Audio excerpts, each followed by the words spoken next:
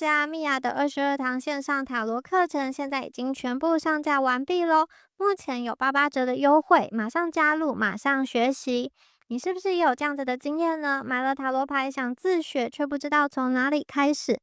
看了很多的影片，翻了很多的书，但是那些专有名词还是搞不懂。每一次解牌呢，都不大有信心，甚至越抽越迷惘，越抽越焦虑。其实呢，你缺的不是天分，而是一套温柔又有系统的学习地图。在课堂中呢，我会一步一步的教你从零开始跟你的塔罗牌建立真正的连结哦。那整套课程呢，分成4个章节。第一章呢，会带你认识塔罗牌的起源，教你挑选专属牌卡，并且如何和塔罗牌建立心灵连结哦。第二章解读塔罗的秘密语言，我们会逐章解析78张牌的牌意，让你轻松掌握大牌、小牌跟宫廷牌的能量和讯息哦。好，第3章呢，我们进入到实战演练的部分啦。好，在这个章节呢，不管是爱情、事业还是人生课题，我们都会用实际的案例带你练习，帮你打下扎实的基础功。好，第4章呢，进入到大家最喜欢的部分了，塔罗牌结合显化法则。好，这个时候呢，塔罗牌不只是答案，更是创造丰盛人生的魔法工具。在课程的最后呢，我们还有一个温柔又有力量的毕业仪式。你会亲手为自己抽出灵魂礼物牌，接收来自宇宙的肯定跟祝福哦。你会发现这不只是一门课，更是一段自己和内在力量重新连结的旅程哦。好，这门课呢，适合哪些人呢？如果你是完全没有基础，想要从零开始的学员，适合你。如果你已经具备基础，但是想要提升解读能力的占卜爱好者，也很适合你哦。如果你是想要透过塔罗牌探索自己、转化信念、吸引丰盛的人，非常适合你。如果你想要成为专业的塔罗占卜师，打造你的副业的话，这堂课也绝对可以帮助到你哦。准备好开启你的塔罗旅程了吗？希望大家可以赶快加入，让我们一起成为灵性学习的好伙伴，一起探索未知，创造你的丰盛人生。Hello， 选到第一组的朋友们，大家好，我是米娅。那我们今天呢，要来帮大家一起看一下，在新的开始、新的开端，你们重点显化的是什么？是什么样子的人事物要到来大家的生命中哦？好，首先呢，我们来看一下你们的这张牌哦。你们的验证牌是 Circle 循环哦。这一张牌的画面啊，在时间点上是夜晚，有看到月亮。有看到海面，还有一个人他坐在一艘小小的船上，那水面呢映照着月光，整体看起来非常的安静，非常的优雅的一个氛围。那船呢，它其实是有在动的，但是大家仔细看一下会发现，这个女生啊，她其实一直在同一条水道上来来回回，就像这张牌所说的一个循环的一个状态哦。所以我觉得第一组的朋友啊，你们会选到这一组，可能代表说你已经反复一直在经历很相似的感觉，或是同样的状况，同样的剧情反复在经历，这种感觉是你明明是很想要往前冲，或是很想要突破好某一个困境，或者说某一个情境，但是却会不小心又在某一个节点又回到原点。比如说你选择了不一样的人，你以为这一次会有好的结局，但是呢，好像在互动的过程中，慢慢的又引导到过去你觉得很熟悉，但不见得是你想要的一个场景。我觉得你们的灵魂啊，可能已经经历过这样子的状态非常多次，而且这个循环啊，并不是发生在一些很表面很浅的事情，而是发生在一个大家你们非常在乎的领域上。我们再来看一下第二张牌。第二张牌是宇宙。好，这个女生呢，她抬着头往天空上看着上方的一个星体。这个女生她的眼神有一点悲伤哦，她没有在行动，而是很悲伤的，或是有一点期盼的在仰望着。他站在这里静静的看着这个星体哦。好，我觉得这一张牌啊，它其实是补充前一张牌的一个内在的状态哦。我觉得你们可能长期卡在某一个循环中，你的心里慢慢的浮现了一个声音说，是不是还有别的可能呢？是不是可以导向不同的结果？我的未来会不会有所不同呢？其实大家你们内心正在渴望一个能够被回应的连结。好，你的内心一直在渴望一件事情，在你最在乎的领域中，然后你走到这个阶段，自然而然的抬头，想要去仰望，想要去祈求一些什么事情。所以这2张牌同时出现，我觉得主题其实蛮清楚的。这2张牌在说一件事情，就是你在人跟人的连结里面，已经走过很多重复的一个状态循环。这一次你的内在开始想要不一样的关系，不一样的爱，跟不一样的结果。好，我觉得从牌面上来看呢，其实这一组的朋友，你们本身呢是自带吸引力的人，你的人生中其实一直不缺靠近你的人，也不缺就是可以跟你产生连结或是让你心动的人。而且我觉得你可能很容易吸引到就爱情来讲是那种气场比较强，或是个性比较明确，甚至是有一点强势的人。也就是说，我觉得在你过往的关系中，可能常常会是那种有火花、有感觉、有张力的这样子的能量的结构。但同时也很容易带来一种状况，就是情深缘浅，可能情很深，但是这个缘分不一定留得住。这个并不是说大家你不会去爱，而是因为这种强烈的吸引力，它可能来得快也去得快，你会觉得我的关系好像很难去走稳。所以这组的朋友，我觉得你们有一个课题，就是有关于关系，有关于爱的这个部分。好，你们身边是有人的，或是说你们身边是有选择的，但是在这么多的选择跟人出现的同时，要怎么选一个人他是真正能够留下来陪你的这样子的连结哦。好，过去的人生中我觉得缘分是一直都陆陆续续有出现，而且可能你们有遇过那种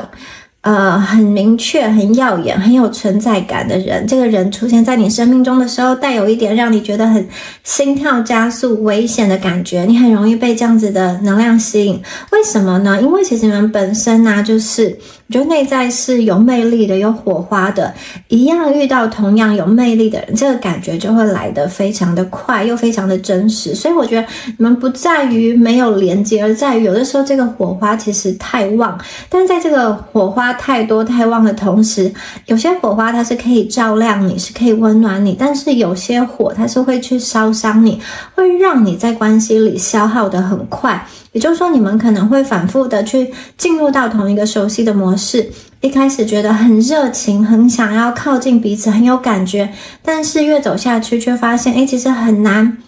走得很稳，最后常常会去有一些争执，有一些误会，或是因为距离而没有办法维系，或是有一些突如其来说不清楚的变数投到这样子的关系中，所以可能你的人生反复去循环的一个模式，就是你觉得这些缘分好像为什么没有办法留得很久。好，那这一组的朋友我觉得其实你们接下来要显化的一个很核心的主题，就是关于爱情这一方面。你们从能量结构来看，我觉得你们本身就是气场很强，或者说存在感很明显的人，无论是外貌、谈吐或是气质，你们身上都有一种其实人家想要靠近你，但有的时候会有点害怕，有的时候又有点不大敢靠近，你们散发出这样的磁场，所以呢，你们吸引来的人，过去吸引而来的人都不是那种随便的人，而是那种有能力的、有故事的、很成熟、很耀眼、很有魅力，有的时候甚至是有一些复杂的人、复杂的关系，这种关系很有张力，但是这种关系考验也很多，所以我觉得大家你们接下来要显化的是什么呢？好，你们的重点显化是能够守得住你们的人，因为在你们过往的经历中，不缺乏让你心动的人，或是不缺乏想要靠近你、欣赏你的人，但是缺乏的是真正能够守住你的人。能够长久的去守护这段感情的人，能够在关系变得平淡的时候不离开你，或者说不消失，能够在你做自己的时候依然选择去站在你这里，做你背后的一个支持跟相信你。所以大家接下来你们的课题不是只去证明自己值得被爱，而是在很多的选择，很多的靠近中去选择那个愿意真正留下来的人。好，也就是谁可以真正的守护你们呢？这个是你们的重点显化。谁呢是可以真正陪你走的久的人呢？这个是大家接下来要去显化的，去选择的。所以呢，我觉得大家会走到这一组，是因为大家已经准备好，你们不想要再把时间去花在同样的循环，同样的剧情，去花在一些可能不适合你，或是你也留不住的关系上。好，那接下来我们再来看一下真正显化到的爱情会是什么样子哦。重点显化delight 喜悦。哇，你们会显化的这个感情啊，它是一个什么样的感情呢？这张牌非常不一样的能量哦。好，这张牌其实宇宙正在回应大家内心真正想要的一个爱情的样子哦。大家来看一下这张牌的画面。这张牌里面有一只小鸟，好，它站在草地跟花的中间哦，周围的颜色非常的柔软，还有很安静的光，远方啊还有鸟群。好，这张牌在说什么呢？这张牌啊，它没有追逐，没有拉扯，没有一个紧张感，然后也没有危险。这只小鸟是非常安心非常开心的站在这里。这张牌这个喜悦啊，它并不是一种激情的快乐，而是一种你在这段关系里是放松的氛围。所以呢，你们即将要显化的这种感情进入到的状态，会是一种不用你一直去燃烧自己也能够去维持的关系。也就是说，你跟这个人在一起，你不需要一直去证明说自己有多好，你不用担心说我会说错话做错事，或者说担心接下来关系会不会有一天会变质。你们在这样子显化出来的爱情关系中，你会感觉到自己是被温柔对待的，然后你可以去做自己。这样子的爱情啊，不会让你觉得越爱越心累，反而会让你慢慢的放松，慢慢的回到自己。好，那这张牌对应到前面的验证牌的能量哦，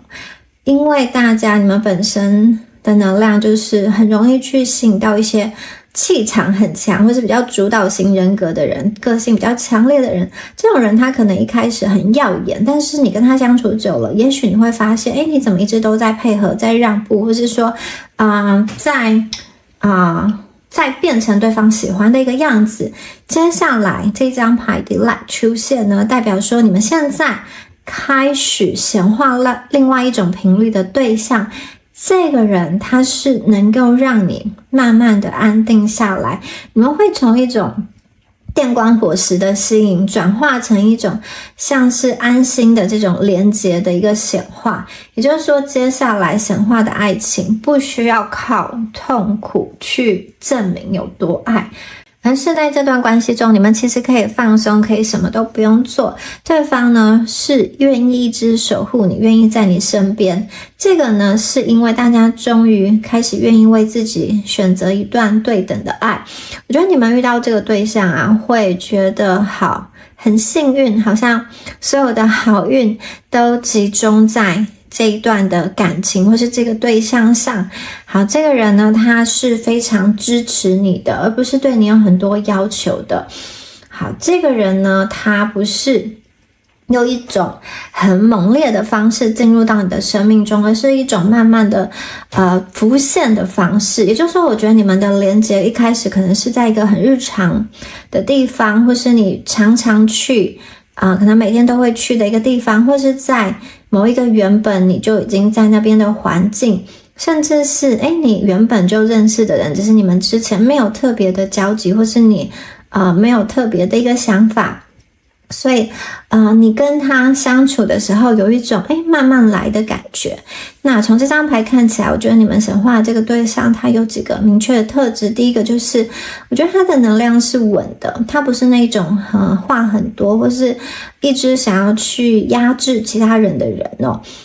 他反而是那一种你觉得他在你身边，你就会觉得非常的安心，你不用一直去解释什么，也不用担心说错话，甚至你不用一直去顾虑他的情绪，因为他的内在本身有一个非常稳定的核心。第二个是我觉得他对你是一种非常温柔而且非常清醒的态度，他不是单单只看到你有魅力闪亮或是很耀眼的那一面才靠近你，我觉得他能够看得懂你内在的状态，他会注意到你有的时候其实是很累的，不想要说话，你想要安静，他注意到你内心有一些心事，只是你不见得要讲，或是他注意到你的表情，你有时候其实是敏感的。这个人呢，我觉得他是被你某一个真实的状态所吸引，这对你来说是一个非常关键的转折，因为呢，可能在你过去的人生里，常常那一些靠近你的人，来到你生命中的人，是被你的光所照到的，他是被你的魅力所吸引的，但是被你光照到的这些人，他不见得能够去承担你的情绪跟你的灰暗，或是不见得能够长久的去守住你。好，但这个人不一样我觉得他出现你的时候，他出现在你身边的时候，是两个人状态比较平静的时候，也就是说你可能是在某一个和平的状态，就是内心想说我现在好像目前还可以，我一个人这样走，目前的状态也没有什么不好。好，在这样的状态中，两个人都是平和平稳的状态，他会进来。所以我觉得这段感情它是一个能够去并肩行走的爱情。好，那这段感情可以去走得很久，它是可以让你安心跟安定的，它的出现会让你想要停下来。它跟你过去那些比较强势、热烈跟短暂的关系是不一样的，它是一个真正符合大家命格的一个爱情。好，当你开始渴望安定，渴望自在，渴望好好的被对待的时候，其实能够给你这样子感觉的人，他已经在慢慢靠近你。也就是说这个是大家的重点显化的爱情，他已经在慢慢的靠近你们了。下一张牌也是一张小鸟 Blessings。 好，这一张牌哇，这张牌代表说这一段关系它是留得住的，它是被宇宙所祝福的。好，大家可以看一下这张牌的画面，并且把这张牌的画面记住它是一张黄色的小鸟，它站在盛开的这个枝头上，花朵盛开的枝头上，下面有流动的水，周围是绿色的植物，还有柔和的光芒。这个画面就是一切都在流动，但是它并不混乱。也就是说你即将进入到一个对的节奏。好，鸟出现在这边它代表的是讯息，代表的是连接，代表的是回应。那这张鸟它现在并不是在飞，它跟前一张牌一样，这只鸟它是停下来的，这个非常重要，代表说其实你显化的这个人，你即将显化的这个人，他并不是一个你生命中的过客，他并不是一个来来去去若即若离的角色，他是一个愿意停留在你生命中的人。他并不是只在你最耀眼、情绪最高点的时候靠近你，他是一个愿意在每一个日常生活中去陪伴你，去守护你，去跟你一起过真实日子的人。好，那花代表什么？花开代表情感的开放，绿色这个日益绿色的叶子代表稳定跟成长，水呢代表情绪的流动。所以这三个象征同时出现，代表说这段感情，这段爱情它是非常有感觉的，但这个感觉的情绪不会淹没你，你们在一起可以非常的亲密，但是不会到失控。那这段感情也是能够互相交流跟流动的。好，那我觉得这个跟过去其实是一个对照，你们现在显化的是一个真正能够留在你生命中的人，他非常的稳定，从他行为本身就可以看得非常的清楚，而且这段感情啊，他会慢慢的被身边的人祝福，可能并不是一开始就爱得非常高调，可是你们越走下去就会越被周遭的人所看好，你自己也会觉得越走下去越舒服。你跟他相处久了，你反而能够更加的放松，你不需要努力去撑起一个很坚强的自己，你是可以很安静、很真实，甚至是有点脆弱的，好，有点灰暗的这些情绪啊，或者这些过程，他都接得住。好，那我们具体来看一下，你们会在什么样子的场景出现呢？这张牌的画面主要是小鸟啊、溪流啊、花啊，还有一种春天感。所以呢，我觉得你们有可能会相遇在一种，比如说自然的有植物的地方，或是比如说这种公园啊，或是一个活动啊，户外的市集、花店、展览、咖啡店等等的地方哦，那一种有一些人，但又不是非常嘈杂的地方。第二个是可能是一个学习型或是工作型的场合，就是你去学东西，或是在工作合作上去遇到能够跟你同频的人，能够讲相同语言的人。那第三个，我觉得它是透过一种很温柔的牵线，它不是那一种好像硬要去做媒，更像是说你可能在某一个群组、某一个社群，或是某一个活动、某一个课堂中常常出现，然后呢某些人开始注意到你，主动的跟你聊天，或者是说其中你的一个好伙伴顺其自然的去约大家一起见面，然后在那场聚会中你认识了这个你显化的对象。也就是说，这个牌面上的讯息并不是你努力的去追赶它，或是努力的去遇见它，而是你在过你自己的生活的时候，它自然而然的就走进来。那这个人给我的气质，他是一个非常他不是那种很聒噪的人，然后他穿着是比较有我觉得是有质感的，做事情有规划的，然后他不喜欢暧昧时间拖很久，但他也不是一个很冲动的人。他跟你的互动方式是，我觉得他会慢慢的去听，或是你们会有很多的交流跟对话，你会觉得说你跟他讲话的时候其实是能够被理解的，而不是好像互相的被挑战这样子的状况。那在年龄上来讲，我觉得比较常见的状况是可能比你大个2到8岁左右，或者是说有可能你们是同龄的，但是这个人的心理年纪是比较成熟的一个状态，然后呢他本身是有质感的，所以我觉得他的生活品质也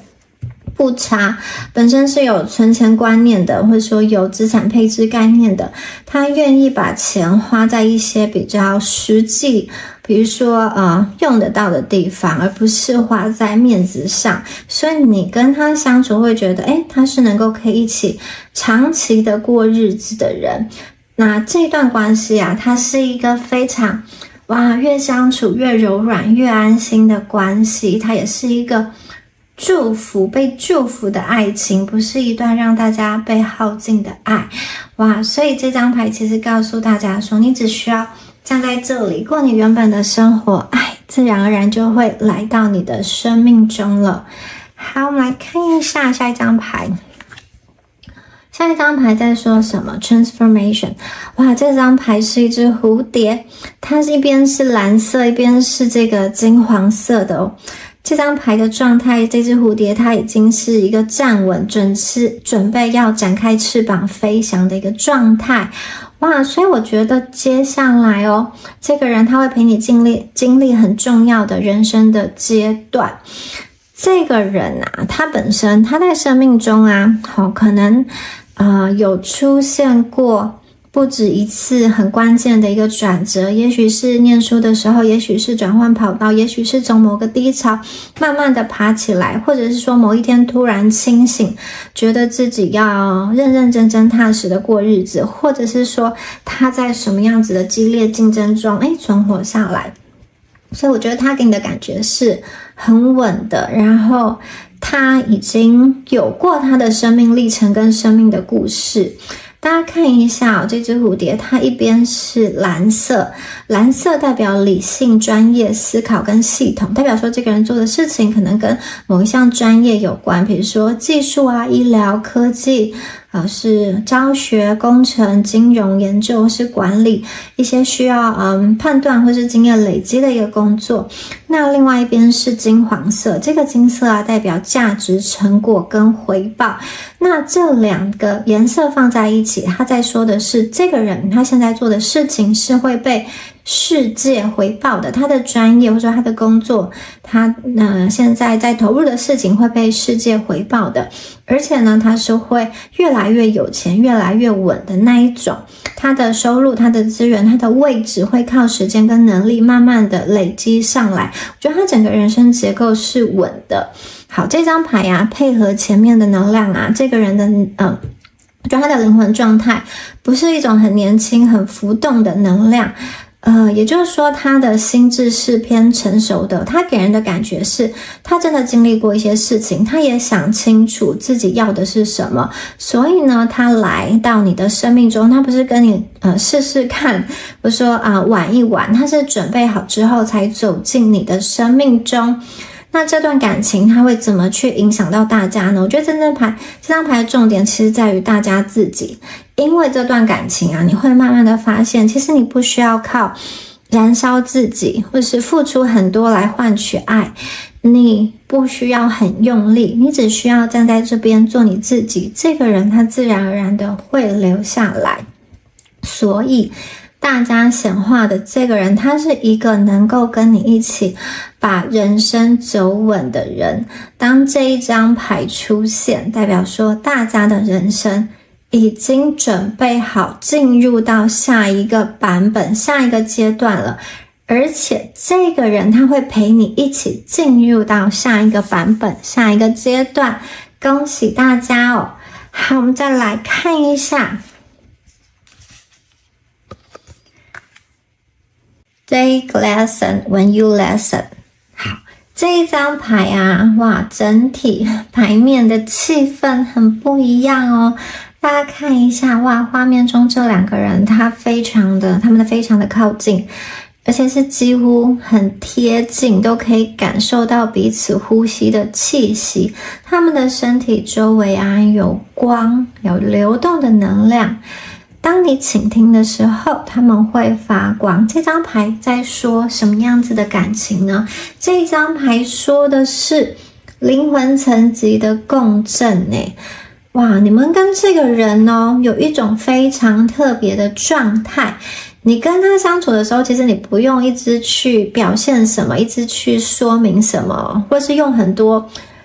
具体的语言去沟通、去交换，而是我觉得你们有一种无声无息的这种灵魂层级的能量的交流。有时候你不用多说什么，你们只要一个眼神的交流，他就懂。哇，我觉得这个人啊，他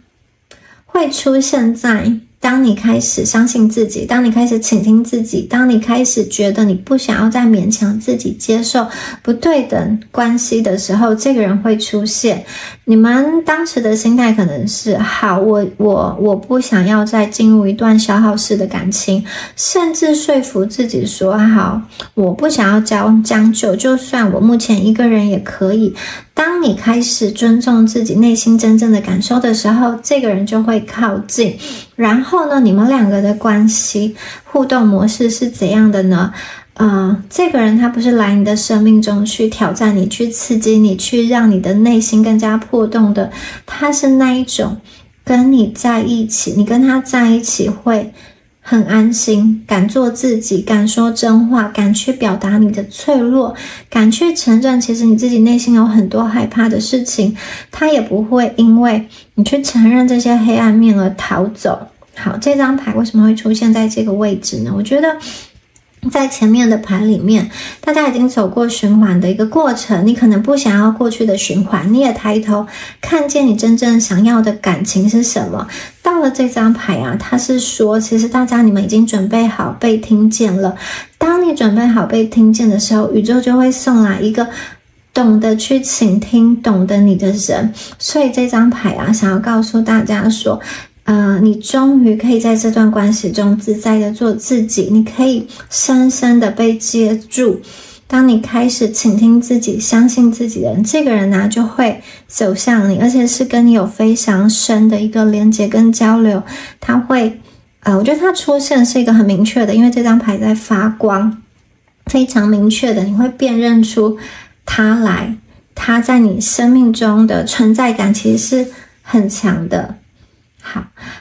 我们再来看一下下一张牌 Hedgehog 刺猬。这一张牌啊，哇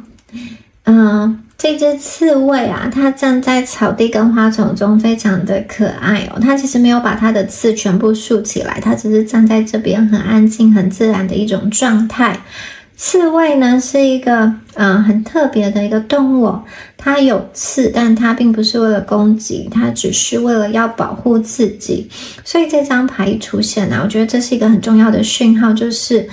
好，你本来可能在身上树立的很多的刺，或者是很多的防卫，很多的界限，现在全部都可以松下来，就是你不用在一个很防备的状态下去生活。我觉得你会因为这段感情变得更加的柔软，你不需要再想说我这样子会不会不好，说我这样子会不会太敏感，我是不是要再忍耐一点，再温柔一点。我觉得不用，它其实就是一个，因为你可以很自在做自己很真实的一个样子，但因为这种放松跟这种接纳，你反而变得柔软了。所以你们进入到这段感情，你会被爱，并不是因为你去修正了很多的缺点或你自己不喜欢的地方，而是这个人他能够好好的去接住你。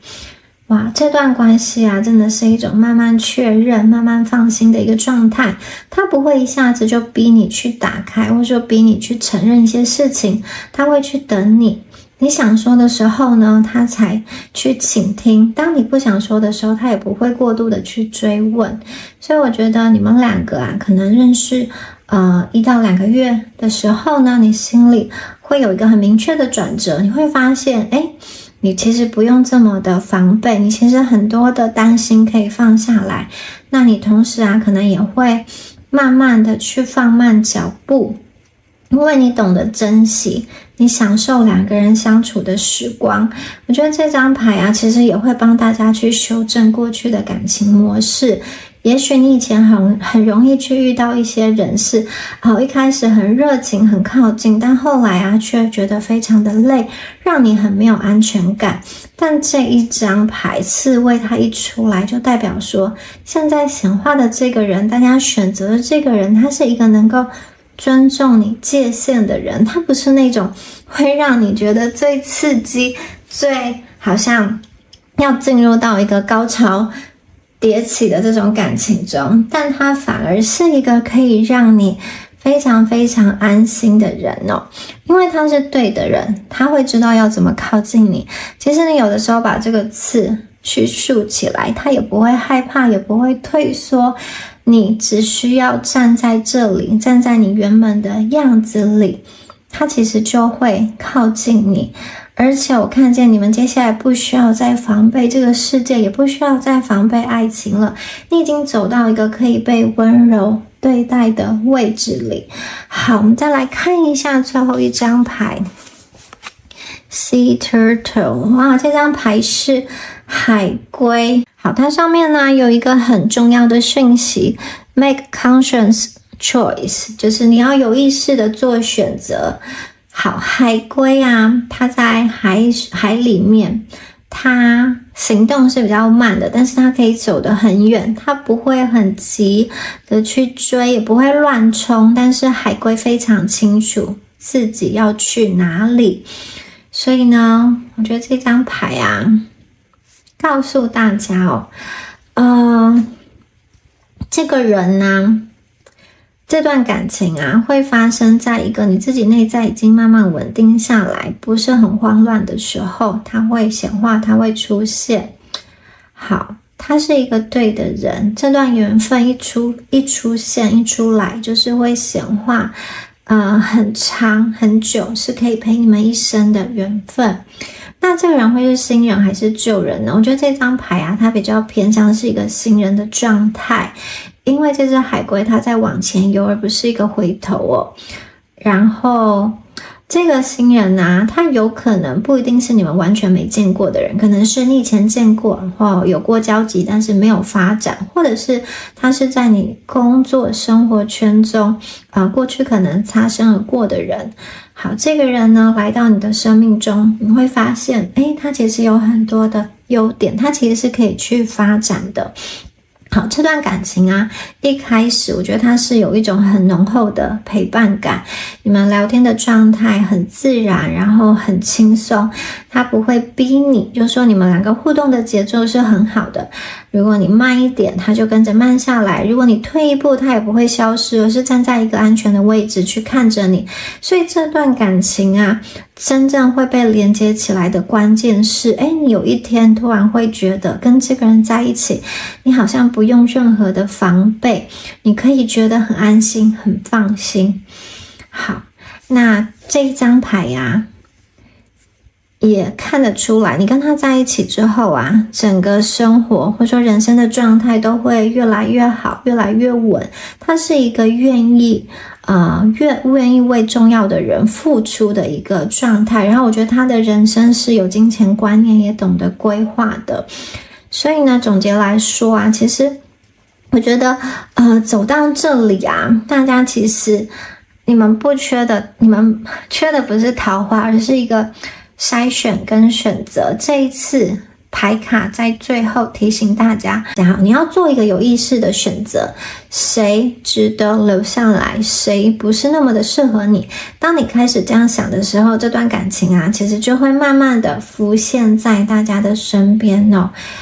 当你开始尊重自己的节奏，慢慢走，慢慢看，慢慢选的人，这个人就会不知不觉走到你身边，然后跟你一起往前走。好，这段关系啊，不是说谁没有谁就活不下去，谁离不开谁，而是两个人都有愿意有意识的做选择，两个人都愿意留下来，一起走一段长长久久的路。好，所以现在呀，大家你可以在心里对自己说一句话我选择一段安心、稳定、被珍惜的爱。当你跟自己这样子的去许诺的时候，当你这样做选择的时候，这段关系啊，它其实已经在路上了。这个就是大家的一个重点显化。恭喜选到第一组的朋友。最后也提醒大家米娅的塔罗课程已经完全上架完毕咯。如果你觉得我的解牌对你有帮助，然后你也想要学习塔罗牌的知识，或者是显化法则的知识的话，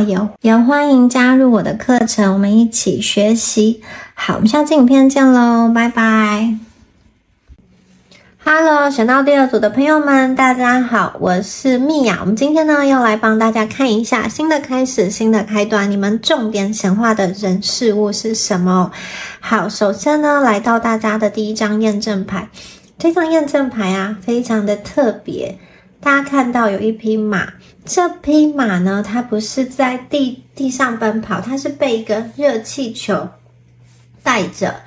飞到天空上，慢慢的往上升。这个画面好特别哦。马它本来是属于地面上的动物，它本来象征的是现实、责任跟劳动力，努力的往前进。那热气球呢，它代表的是在空中不一样的视角，意识层次的一个提升。所以这两个东西结合出现在同一张牌，我觉得他在说一件事情。第二组的朋友，你们本来是靠这种比如说脚踏实地，一步一脚印，很努力过生活的这样子的态度跟氛围，现在啊大家要被带到一种完全不同的高度。也就是说，你可能开始意识到，靠着我的努力，靠着这个硬撑，也许到不了你真正想要去的地方哦。所以有些朋友，你们可能最近会开始去思考一些更深入的一个问题，你可能会对原本的生活模式产生怀疑，你会在想说是不是有别种方式可以去达成我的梦想，你不想要单纯的用时间换成果，你对于未来的想象开始变得不一样。所以这张牌的重点是，这个改变并不是即将要发生，突然要发生，而是正在发生。也就是说，这组的朋友，我觉得这个想法已经在你脑海中酝酿很久，甚至已经成型了，因为你们已经移动了。这个移动的过程已经看见显化在这张牌中，只是目前你可能觉得还没有到达你想要去的地方，因为目前的移动速度还没有很快。我们再来看一下颜色，牌面中有很明显的蓝色在这边，还有这个橘黄色在右下角。蓝色代表的是理性思考，还有很清晰的观察，橘黄色代表的是行动力、生命力跟创造力。所以现在大家你们正在面临一个交界点，你一边在想说我想要什么，另外一边在想说我要怎么真正的去行动。所以可能这一阵子你脑袋很多，想很多，有很多的计划，但是现实还没有完全的跟得上你想的这些计划，因为这是一个过渡期。好，那我们再来看一下马刚刚说过，它代表行动力、责任感跟一个承载、承担的角色，持续前进的角色。大家第二组你们会抽到这张牌，我觉得你们是一个很能够去忍耐的人，你很能够扛事情，你很能够坚持，你不大会轻易的放弃，就算你觉得很累，也会想办法往前走。所以我看见的是，大家其实你们已经承担很多了，现在宇宙要开始帮你换一种前进跟推进的方式。以前你们是在地下奔跑，地面上奔跑，现在热气球要帮助你升空，不是用力推，而是你是被轻飘飘的拖起来。所以这张牌它在验证什么？第一个，第二组的朋友，你们确实人生进入到一个转换时期，而且这个转换它并不是一个小幅度的调整，而是整个意识层级方向的一个转换。第二个是，我觉得你们心里其实已经知道以前的那个方式已经没有办法再继续下去，还有就算再继续下去，可能也没有办法撑太久。你也许没有办法说得很清楚很明白，但是你自己心里是有感觉的。还有第三点，我觉得你们并不是被外在逼着去改变，而是你是被慢慢的引导往上走，你并不是被迫，你自己心里想要去改变，然后你被引导慢慢的去往上走。也就是说你自己心里有这个想法，你是主动做出改变的这个选择，让你的人生正在上升到另外一个运作的层次。好，来看一下下一张牌 Illumination。 好，这张牌是觉醒。好，这张牌的画面非常非常的安静，大家可以看到很像水墨画，有水面，有倒影，还有一道光洒下来。整张牌呢，它是有一点点朦胧，但是在中间的这个景色又非常的清楚。好，这一张牌它在讲什么？如果说前面这张牌是在讲说你们正在被拖着往上去升空扬升，下一张牌它是一个很平静的画面，水面就像镜子一样，它在照映着什么？照映着大家内心一种突然的安静的顿悟。你们会发现，好，原来以前卡住你的不只是环境，可能是你对于钱、对于成功、对于安全感的理解方式。你现在可能会突然意识到一些事情，原来不是我不够努力，原来不是我能力不行，而是我一直在用一个不是这么适合我的逻辑在过日子，我一直在用消耗去换稳定，我用忍耐去换安全感。这一张牌开始出现，代表说你突然看懂整个系统，而不是在被困在整件事情里面。好，所以大家开始觉醒，开始被照亮了。好，这一张牌它不是来直接去指明答案在哪里，而是让你自己可以看见答案。也就是说，大家你可以开始分辨了，哪些事情值得投入，哪些事情只是一个无意义的习惯，哪些事情是让你累，让你消耗，哪些事情是真的可以带着你往上走。所以啊，你会突然对于金钱、对于工作、对于一些价值观产生觉醒的想法。原来是这样子的运作，你突然看懂了一些逻辑，看懂了一些内容，或是看懂别人赚钱的底层逻辑。以前你听不懂的一些讯息，现在都听得进去了。然后你开始分辨得出来，哪一些是表面的无用的努力，哪一些是关键的杠杆。这就是这张牌要带来的讯息。好，水呢，在这个意识系统里面，它代表的是流动资源跟潜意识。水面很清楚，好，代表着流动变清楚，光照到水里面，代表大家能够开始看见流向。这个是什么意思？代表说大家你们会看懂钱是怎么流动的，不是只有赚钱而已，它包含了钱怎么来，怎么留下来，怎么累积，怎么让它不再消失的那么快，怎么让它翻倍的成长。也就是说，这张牌常常会出现在财务观念正在升级的人身上。那作为验证牌啊，代表说大家你们现在真的在处于一个觉醒时期，你们正在重组你的认知，你开始意识到光是努力是不够的，方向比你的力气更加的重要。而且你们一旦被照亮，一旦觉醒，一旦看懂之后，你其实已经不大能够回到以前的那种想法跟状态了，一旦看懂就回不去了。所以呢，你会很明显的感觉到你开始不一样了，因为这张牌让你已经开始看懂新的轨道是怎么运作的。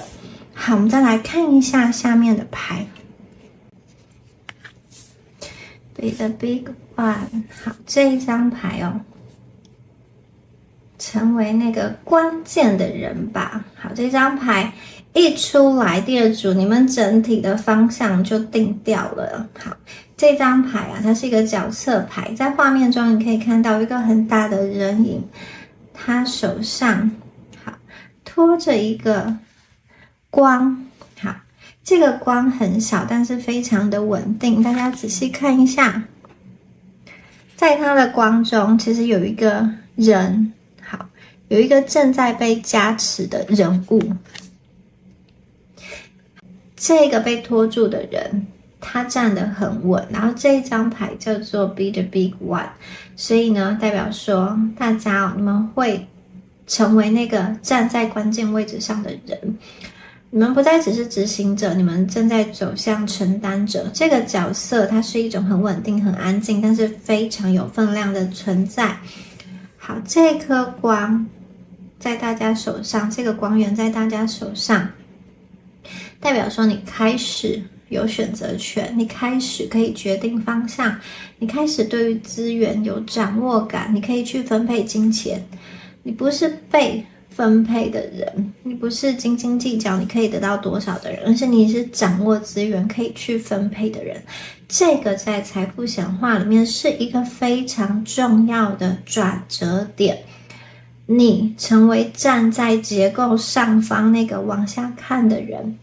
好，这张牌啊，代表一个身份的转换，你可能不再只是想做别人交代的事情，或者是说为了钱去接一些不想要的案子，或者是为了稳定持续的忍耐。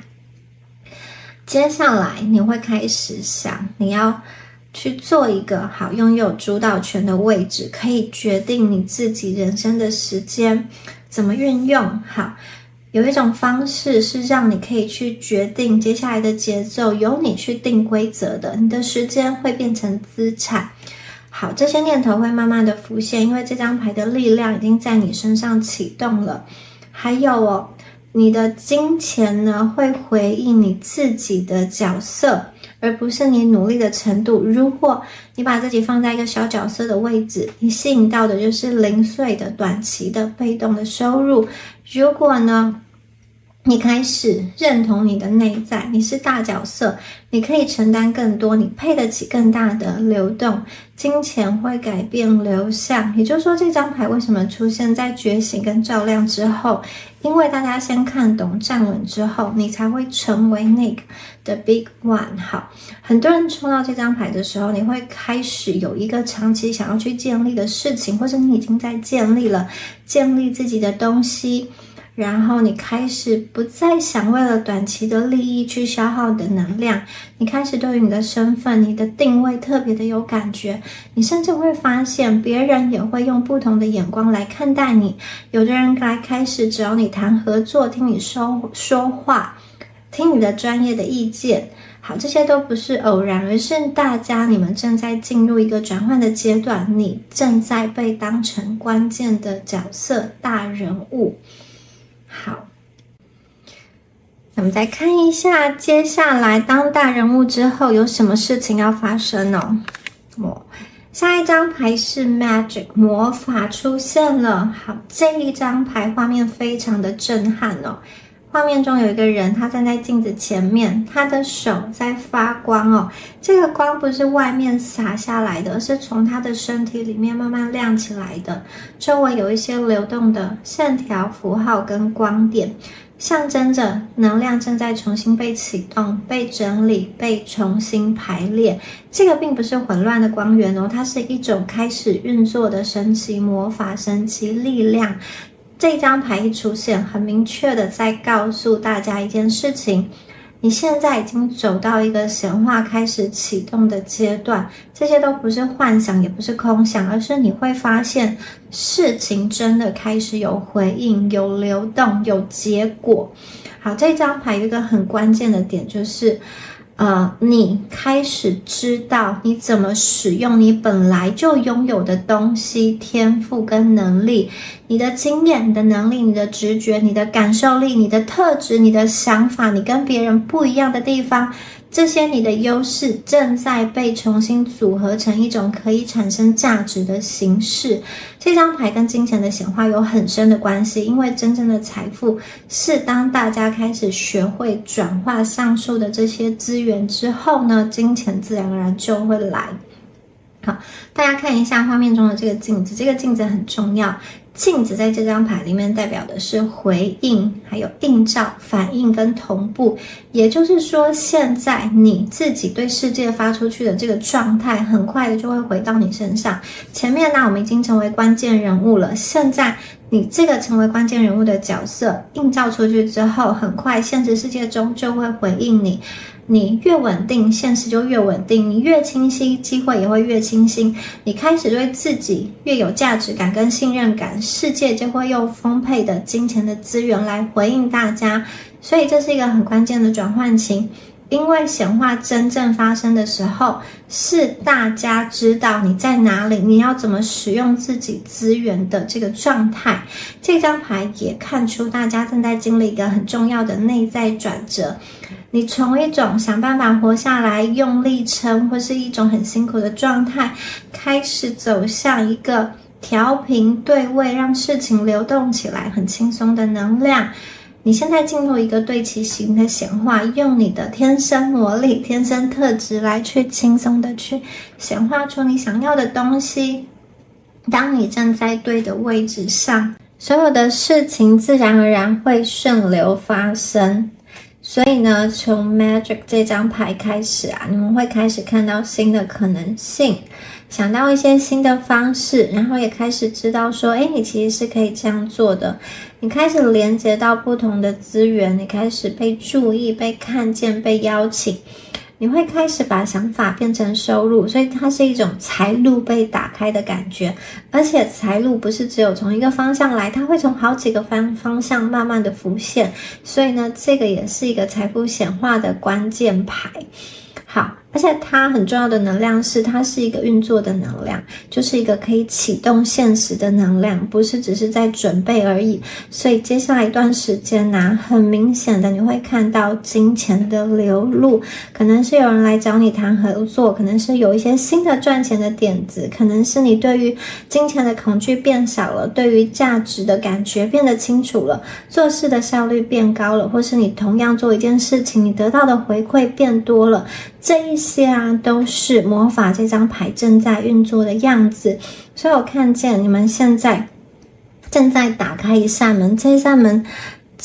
一打开这扇门之后其实是会有源源不绝的金钱机会跟资源。那你们现在要做的就是要怎么使用你自己。当你愿意承认你的能力、你的经验、你的直觉跟价值之后，世界就会开始配合大家。这是一种成熟的显化状态，并不是我急着去争取、急着去竞争。你不需要竞争，你是自然而然的去接住。所以大家，你们现在站在一个很关键的位置，你们已经不只是想要去改变生活，而是开始有能力让现实来回应你。你的光是你一步一步走到这里才让它亮起来的，是你自己让这道光亮起来的。所以请大家相信自己的价值，请大家允许丰盛靠近你。接下来世界会用非常实际的方式去支持你。显化呢，它并不是未来式，它是已经正在进行中，现在大家只是在学习如何去驾驭它而已。好，我们的下一张牌 The End。 好，这张牌在讲什么呢？哇，这张牌讲的是结束，什么东西要结束了呢？好，这张牌它讲的其实不是一个崩塌，也不是一个失去，而是好，你旧的任务已经结束了，一个任务完成之后要离场了。大家可以看一下画面中的这个状态他们已经完成了他们的旅程。在画面中有一条小船，它正在离开幽暗的水域，前方有慢慢出现的光芒，这道光芒在引导着他们。也就是说，大家你们要结束一段灵魂暗夜，结束一段已经撑了很久很不舒服的阶段。你们走过了一条很长很辛苦的路，可能是长期的金钱压力，或者说对未来的不安全感，或者说责任很多，你需要去撑起很多的事情，或者是你必须要去应付很多的讯息。你可能在准备一个很长期的考试，或是压力很紧绷的一个状态，或是你必须要去同时承担很多的角色，要顾家人，又要顾你自己，又要顾工作等等的。现在呢，你们要从这样子的状态，很辛苦的状态，撑很久的状态中结束了。好，另外一个就是旧的金钱循环也正在结束，它是一种慢慢离开、慢慢过渡的感觉好，你们现在正在完成一个结构性的翻篇，它是一种很成熟、很深沉的结束。你已经学完了上一个课题，现在你要进入到的是一个新的有光照亮的世界。过去你可能靠着你的意志力，靠着委屈来撑住，或者说来换取一些安全感，但是现在这些方式或者说这些习惯已经完成了他们的任务，你并不需要再继续用痛苦来换得活下去的一个生存方式或者是机会。接下来呢，这一组的朋友，你们过往的有关于金钱不好的记忆会被洗除，比如说负债、金钱卡关、收入忽高忽低、存不住钱，或是钱来得快也去得快，总觉得自己好像一直在补破网、补破洞，好，这些旧的状态都跟你无关了。这个阶段已经走到尾声，你会开始发现接下来的世界不一样了，所有的金钱能量都开始转变，户头的数字会很明显的先去变化。还有很多朋友，你可能会离开某一个旧的想法、旧的身份，进入到一个新的，刚刚说过不一样的环境，你是关键人物的环境，你开始做出不一样的选择，这个新的选择本身就是金钱开始重组的讯号。也就是说，真正的丰盛即将诞生，因为大家已经结束了一个旧的版本的你自己，所以新的资源、新的方式、新的贵人才有空间去靠近你、接近你。所以这张牌的结束并不是说什么都没有了，而是说上一个任务已经完成了，通关了，这一关已经通过了，接下来的新的阶段你即将要去体验、经历、去接收、去选择、去看见。好，所以我看见这张牌啊，代表说大家的内在其实已经准备好，你想要去迎接一个新的金钱的篇章，你不需要再用压力去证明你的价值，你不需要再用痛苦去换取你的安全感，你正在完成一段旧的剧本，把这个剧本结束，然后新的篇章即将要打开。好，再来看一下，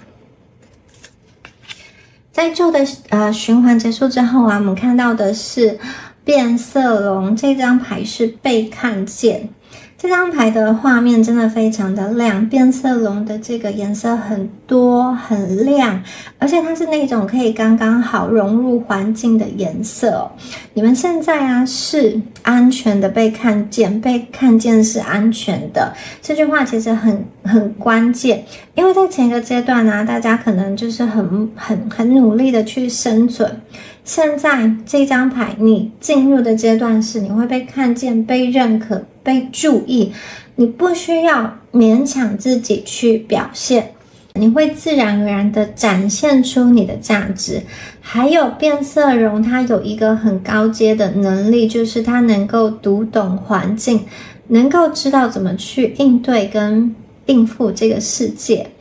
好，放在金钱层面，它代表什么？代表说大家你们开始明白什么样的舞台适合你自己，什么样子的方式对你来说比较容易变现，哪一些人会成为你的贵人，或者说哪里值得曝光，哪一些地方不需要花那么多力气，什么时候应该要冲出去，什么时候要再等一下比较好。也就是说你们已经成熟的看懂这个系统，你不再好像浪费资源去尝试，浪费你的时间，而是你知道如何用对的方式在对的时机出现。所以变色龙这张牌之后啊，也就是说资源会越来越多。还有变色龙它是一个社群型的动物，也就是说你们并不是单打独斗的命，在接下来一段时间呢，大家是有贵人的，你的贵人他会帮你介绍机会，或是帮你牵线，是帮你曝光、分享跟推荐。也有可能贵人啊，他是一个在专业上跟资源上都比你成熟，或是比你高阶的对象，他能够帮你好像打通任督二脉，或者是让你看见新的路线。这个人呢，他通常不是很突然的戏剧化的出现，而是看起来用一个很自然的方式进入到你的生活中、生命圈中。好，他很可能是聊天认识的，或是这种旧事重新的联络，或者是因为你的某个作品、某个发言、某个曾经去产出的东西被注意到。重点是你不需要去讨好这个贵人，因为这张牌在说的是你现在的状态本身就够自然、够真实、够有辨识度，这个贵人自然而然会发现你跟找到你。还有那另外啊，这张牌它代表你们的金钱会怎么样子运作跟流入呢？第一个就是你被看见、被信任，然后会被拣选。也就是说你的财富来源可能会跟你的个人的风格、个人的观点、你的说话方式、你的特质、你的资质，或是你呈现自己的样子，你的能量感，或是跟你的经验转化有关。只要你愿意站出来，让别人知道你在做什么，金钱自然而然会靠近。你的财富呢，会来自于认同你们的人哦，会来自于同一个灵魂部落的人，不是来自于压榨或是硬撑或是拼命的内耗，而是来自于相信你、认同你的人。好，如果这一组的朋友啊，曾经是一个很低调、不想要被看见的这个默默的这种在角落中的朋友的话，其实这张牌也想要温柔的去跟你说，你们其实已经不用再缩小自己了，你以前可能会担心说如果我太高调会不会被批评，或是看见之后会不会受伤，但这张牌在跟你说，现在你已经准备好在一个安全的范围内被看见了。你只要真实，呈现出你真实的样子，本身呢就会吸引对的人跟对的资源。所以呢，这一张牌在财富线上很明确的告诉你说，钱会开始透过人际流动而来，靠着曝光、连结、分享而来。你会有贵人，有平台，有舞台。你们不是孤军奋战的，你只要放心的去展现自己，允许自己被看见，世界自然而然就会回应大家请你要去记住，你们的声音是有位置的，你的存在是有价值的，你的能量是可以换成实际资源的。这一切呢，正要去显化，正要去启动跟开始。好，我们再来看一下下一张牌。来看一下下一张牌 Tiger 神圣的时机哇，这一张牌关键的时刻到了，大家知道吗？接下来金钱要以尊重你的方式来到你的身边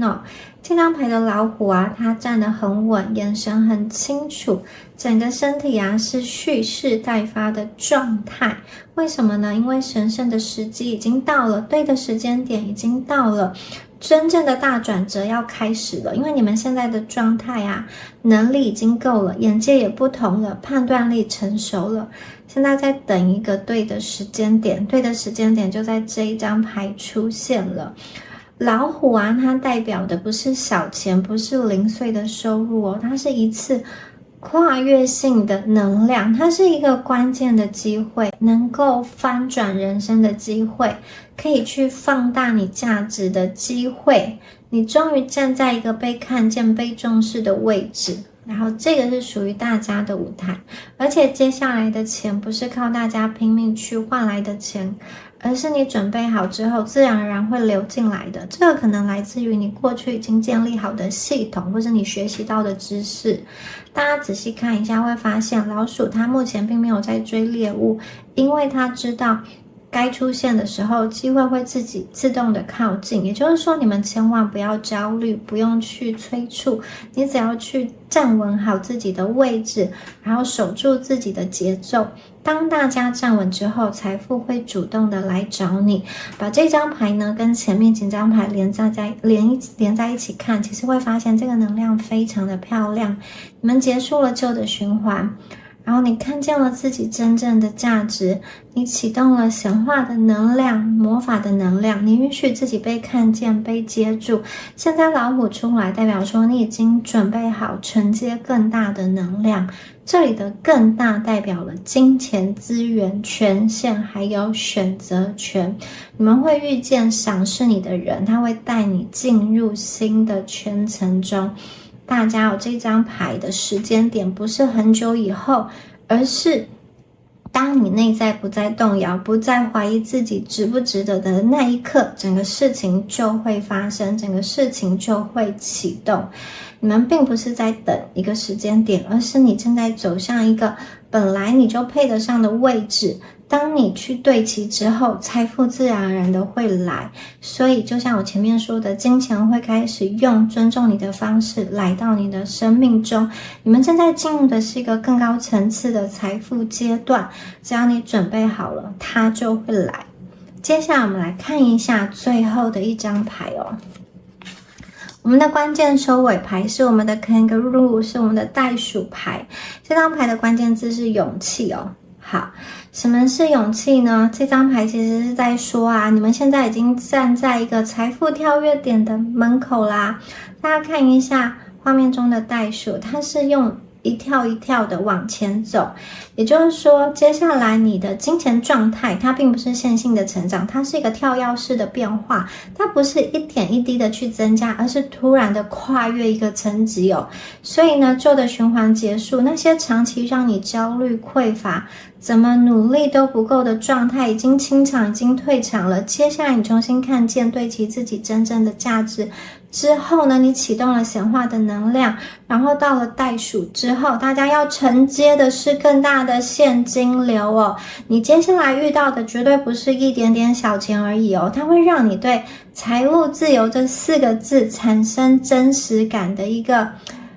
现实生命中的这个机会。它可能是收入结构的改变，赚钱方式的升级，或是你接触到更高层级的资源跟知识。有人愿意为了你的存在，你的价值去付出更高的金额，然后你忽然变得很清楚，知道钱应该要怎么流进来，怎么留下来，才会变得很顺畅。也就是说，你开始不再为了钱去忙碌追着钱跑，而是开始可以站在一个能量比较高的位置，让钱往这里去靠拢。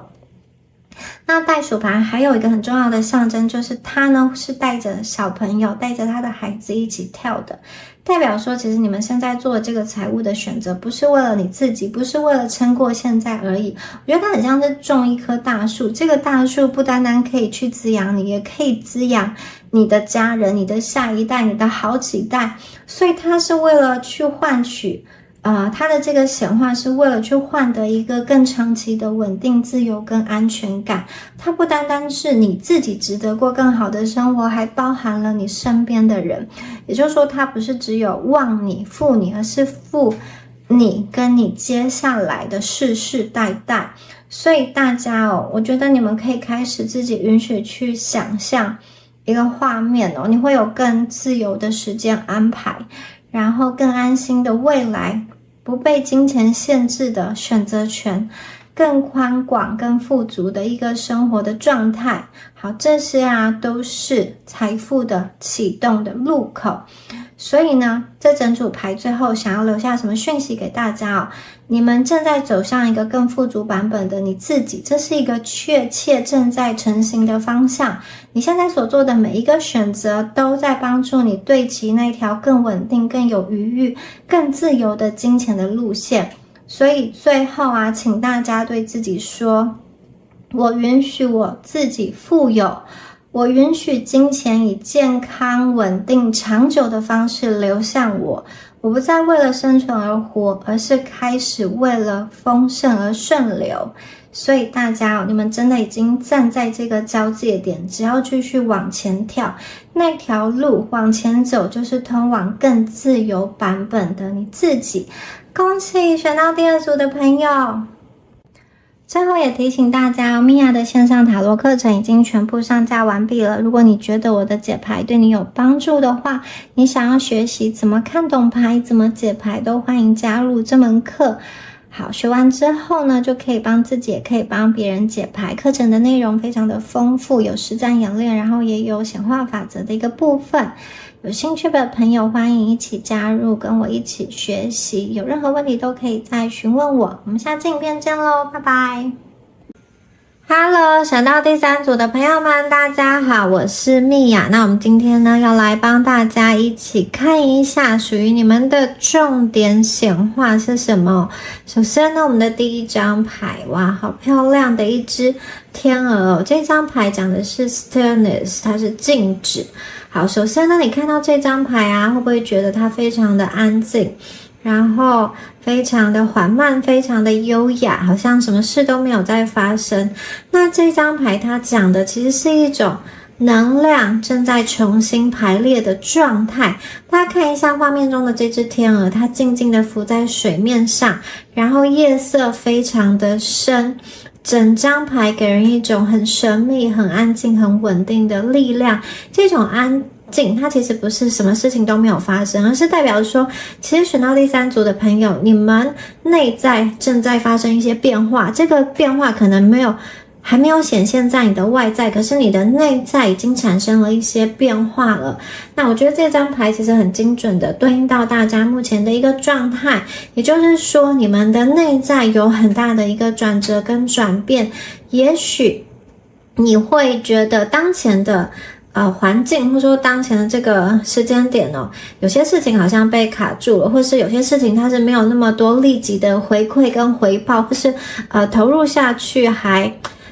不知道什么时候可以回收。但是呢，我觉得你们心里有在重新整理你的价值观，重新去思考有关于金钱、有关于关系、有关于自己的未来方向。所以这张牌很清楚的在验证一件事情是，大家你们正在进入到一个重新调频的阶段。这个阶段呢，是为了去创造之后真正长期稳定的财富。因为这个长期稳定的财富，它不是在一个混乱跟焦虑中去创造出来的，而是你们的内在安定之后，自然而然会去流动，去推动出这样子的能量哦。大家有没有发现，当你太急，或者说太害怕没有钱的时候，太快想要翻身的时候，很容易会被比如说诈骗，或是乱去做一个选择，或是乱投资、乱相信人，最后会后悔，做出一个后悔的决定，因为你很急。那现在这张牌，它其实是在帮你把外在那些杂讯、杂音慢慢的关掉。所以现在这个阶段，大家正在学会的是先稳定自己，稳定自己之后呢，金钱跟幸运很快就会来到。这张牌天鹅在水面上看起来没有在动，但其实在水底下它的脚是轻轻的在滑动的，代表说你们的潜意识现在已经开始运作咯。你可能已经在无意识中去调整，去重塑你对金钱的一个信念，开始意识到什么方式是真的适合你的。其实你不会再去勉强自己走那种别人的成功模板，因为那个不见得适合你。你也慢慢的知道自己真正想要的富足的生活是什么。所以这一张牌它其实是一个很高阶的验证牌，它告诉你现在宇宙正在调频，你现在正在一个调整频率的状态，宇宙在帮助你调频。就像收音机在对准频道之前会有一段安静跟微调的时间，现在你们就在这个微调点上。如果呢，第三组的朋友，你过去经历过焦虑、财务的压力，或是负担感，或者是说你觉得付出很多没有被感谢，长期以来觉得很累，或者说有一些很荒谬的事情发生在你身上，这张牌想要告诉你，过去的那个阶段已经慢慢在退场了。它不是用一个对抗的方式去结束，你不需要跟这个阶段去对抗，而是用一种理解、沉淀跟松开的方式去完成，去结束上一个阶段的课题。你们不需要再逼自己，也不需要再内耗，也不需要再每一天焦虑了。接下来会有新的能量流进来。现在最重要的事情就是让大家自己的内在安静下来，让频率可以对齐。好，所以这张牌想要跟大家讲一个非常非常温柔的话，就是你们其实已经走过最混乱的那个阶段了，现在这个安静、这个静止是为了让更大更好的东西进来。好的，那我们来看一下下面的牌。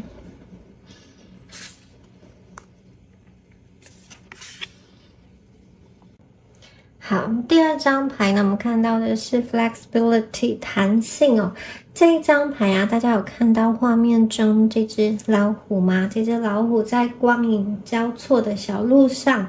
它好像正在看着你，它正在窥探什么。这张牌在说一件非常真实的事情，就是大家你们的人生之所以走到现在，是因为你们懂得调整。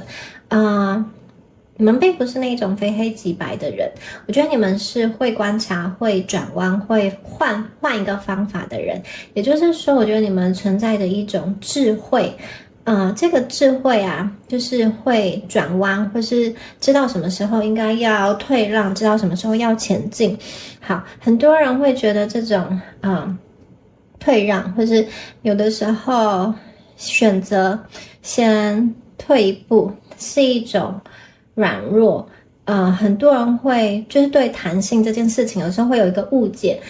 以为说这个弹性代表说很容易妥协啊，或者说没有立场，容易被其他人影响。但其实它是一个我觉得对第三组的朋友来说，你们其实反而真正的掌握了一个高阶的能力，也就是说你们在现实生活当中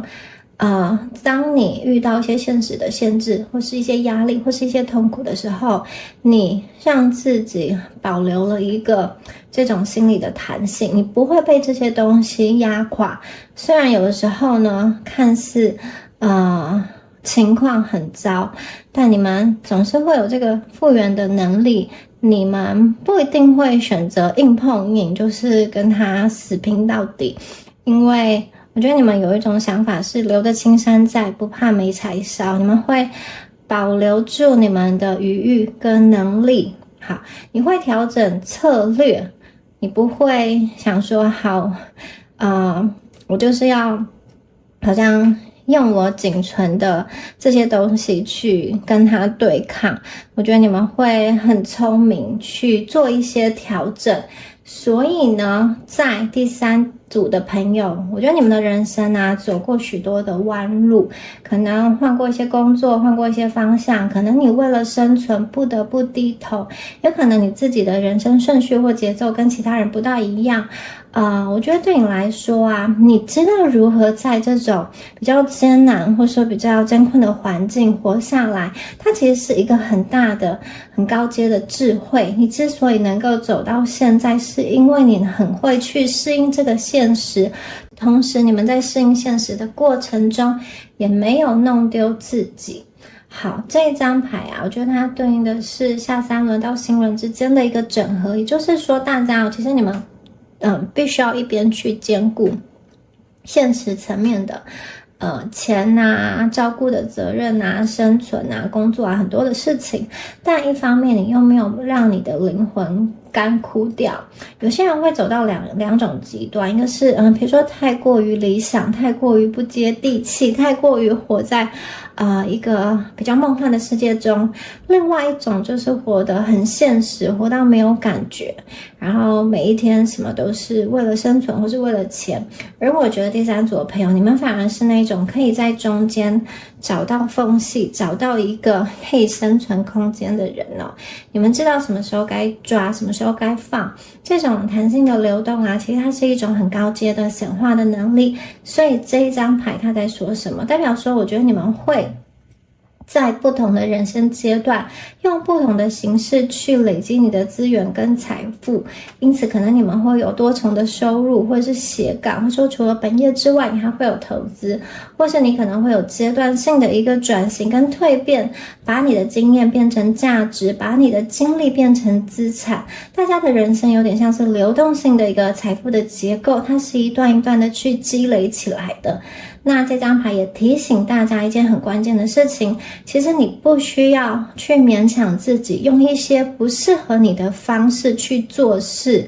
因为那只会让你离成功越来越远。反而你要去用你觉得舒服或是你能够呼吸的节奏去前进，去推进，去做事。好，我们看一下画面中这只老虎，它非常的有力量，然后它也不着急，它没有急着要去证明什么，因为他知道其实他要走的方向就在前面，他已经看清楚了。也就是说，这张牌其实告诉大家说，你不需要一次做到完美，做到好，你需要保留一些可以转弯的能力。因为有的时候人生会卡住，并不是因为你们不够努力，而是因为你以为你只能用同一个方向或是同一种方式去过活。现在的大家正在学习另外一种活法，或是另外一种走法。所以如果大家现在正在经历调整期、转换期跟过渡期的话，请大家千万不要急着去否定自己，因为你们其实不是迷路，你们是在找寻一条更适合你自己的路，你们是在重新排列你人生的力量。这张牌想要告诉大家，你们是真的能够走得很远很远的人，因为你们懂得顺势而行。你们身上的这个弹性，这个恢复力，会带你穿越过混乱，穿越过不确定，最后呢，你们会走到一个更加稳定、更加自由，也更加富足的一个位置。好，恭喜大家哦！好，我们的下一张牌，哇，下一张牌很可爱的一张牌，哇，有一个小女孩，她好像在玩水，在很多很多的泡泡跟光影之间，很开心。好，这张牌在形容一种感觉，就像风突然的吹过来，咻一下，哇，这个事情就开始动了。这张牌是一个流动感的能量哦，好像原本卡住的空气突然被打开。所以这张牌在讲什么？代表说能量要开始顺流了，要开始帮你了。我觉得选到第3组的朋友啊，你们可能都蛮会忍的，可能你自己就是一个人要扛很多的责任，或者有些朋友你在考试、在转换、在创业，你撑了很久，然后在等待一个结果，也可能是你非常努力的生活，一直在想说什么时候才会过得比较轻松，你们很习惯靠自己，但是这一张牌它出现在这边，要告诉大家一件事情，就是好，你们可以去靠外在的一些你看不见但是又不得不相信的一个能量，大家的人生要开始动起来了。好，原本不顺的地方它会开始逆转，会开始松动。好，这张牌在灵性上，它是跟喉轮还有心轮之间的流动有很大的关系。也就是说，我觉得大家你们会开始愿意说出真心话。首先，你可能会开始承认说，我真的想要过上好生活，我想要过一个有品质的生活，或者说我希望我可以在我的事业上有什么样子的一个表现。我想要钱，我想要稳定，我想要被支持，我想要被看见，我想要有自我的实现。好，我觉得很多的朋友，你开始对自己诚实之后，能量就会开始流动。这一张牌啊，也告诉大家哦，在这个能量的过程，能量显化能量的一个过程中，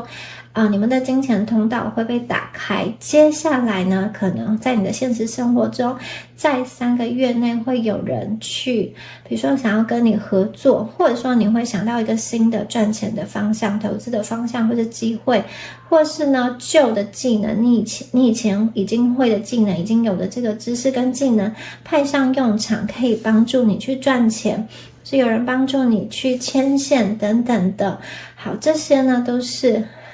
你开始顺流的一个征兆，世界要开始推动大家哦。好，你会感觉到有一个力量，有一个讯息，有个提示在帮助你去导引未来的一个方向。你要允许所有的事情开始流动。现在这个顺流的风已经来了，大家不用再很辛苦，因为这个顺流的风会带着你前进。你接下来会开始看见，所有的资源开始靠近，机会开始浮现出来，贵人也慢慢的出现。还是一种我觉得很奇迹的一种爆炸感，一下子所有的事情都到位，所有你想要的东西都来到你面前，就很像这个小女孩一样，开心的享受这一切的美好，在她这个梦幻的这个泡泡的世界城堡中，很开心的玩耍，有这么多丰盛的资源，取之不尽，用之不绝。好，再来看一下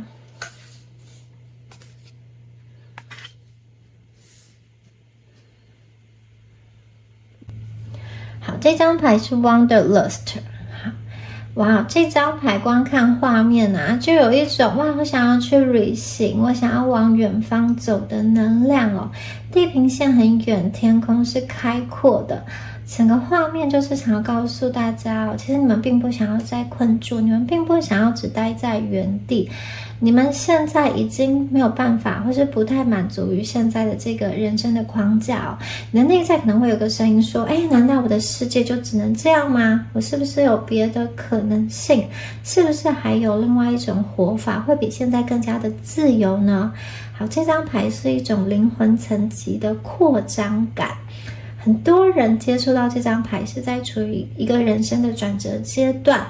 好，可能觉得工作有点卡关，或者是收入到达了一个天花板，那你的心里可能一直有个声音说我不想要一辈子就这样。这一张牌出现代表说大家的内在其实已经准备好走出旧的框架，你们想要走向更宽广的一个选择哦。好，这一张牌啊，它对应的是太阳神经丛跟心轮之间的一个转换，也就是说当大家你开始想为自己的人生做主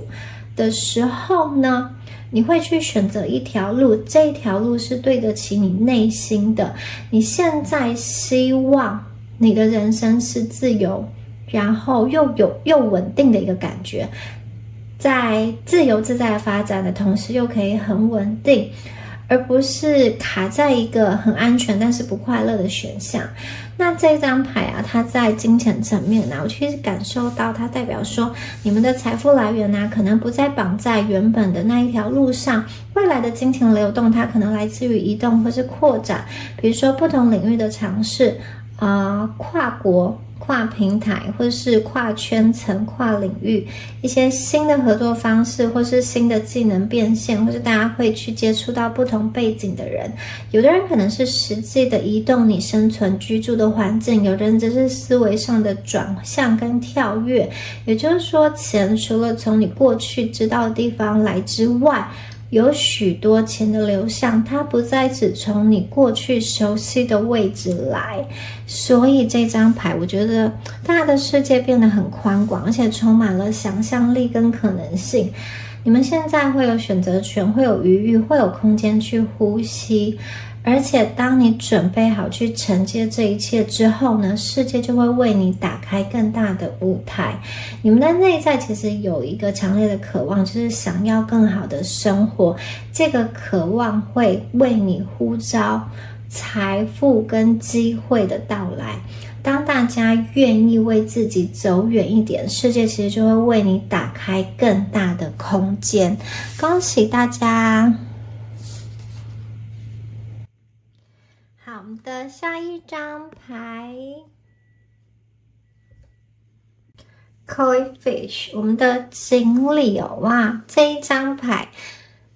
幸运好运要显化在大家身边了，它是金锦鲤。好，这一张牌啊，代表说大家哦，你们要开始进入到一个命运开始配合大家的一个状态。在东方的文化里，鲤鱼啊，它是非常重要的象征，大家一定都有听过鲤鱼跃龙门，所以代表说大家即将要跨越某一个关键的门槛，接下来跨越之后，整个命运层级就会发生改变。鲤鱼它跃过这个龙门，代表说大家你们即将要升一个阶段，跳升一个阶段，你们要翻身了，你们要从困境进入到更高的层次，你们会被看见，这个视野会被打开。那鲤鱼啊，它也跟财运、跟仕途、跟翻转人生是有关的，也就是说大家的人生要完全翻篇，完全不一样了，因为你的灵魂已经不甘于停留在原地。那同时啊，这张牌啊，它也象征着情绪、潜意识跟丰盛开始流动起来。你开始相信你自己是值得更好的。当你开始松动一些对于金钱、对于价值、对于自我限制的一些旧有的念头之后，生命就会出现一种流动感。你会发现，其实生命中有很多机会其实是存在的，只是你过去可能看不见，或是说，你对于你的收入、对于工作、你的人生、你的生活有了不同的想象。在你的生命中，你可能会动念想要换一些方向，或是想要换一个地方生活，或是在你的生活环境中，有人会主动的找你，主动的邀约。这张牌会连接到很多的资源，很多的幸运。